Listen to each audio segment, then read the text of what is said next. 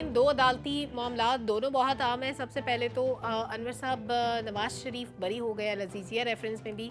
क्या नैब फेल हो गया प्रोसिक्यूशन में? क्या हुआ, नैब ने क्या किया? सलमा देखिए सलमा ये देखिए ना, आज आम आदमी एक सवाल कर रहा है कि क्या उस वक्त जो नवाज शरीफ साहब को सज़ा हुई थी वो दुरुस्त थी या आज उनका जो फैसला है ये दुरुस्त है। इम्पोर्टेंट। देखिए ये अलमिया हमारा ये क्वेश्चन मार्क है आपकी अदलिया पर भी, आपके इंसाफ के तकाज़ों पर भी।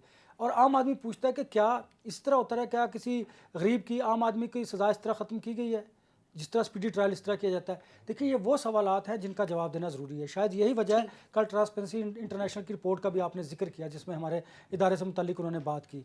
तो देखिए ना, इंसाफ की जो ताख़ीर है उसमें ये भी इंसाफ के कत्ल के मुतरादिफ है। अब मुझे बताइए, वो जो पैसे लगे, वो जो नैब का हुआ, हम जो बात करते हैं कि नैब इंतकामी कार्रवाइयाँ करता है, इसका मतलब ये बात दुरुस्त है।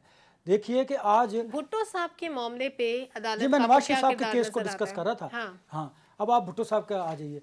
देखिए क्या इस मुल्क में, ठीक है भुट्टो साहब के कत्ल वाले मामले पर उन्हें इंसाफ मिलना चाहिए था, उनकी ज़िंदगी बाद में मिलना चाहिए था। अब मुद्दत होगी, क्या अब मुल्क में और बहुत सारे ऐसे केसेस नहीं हैं कि जिनको इंसाफ होना ज़रूरी है?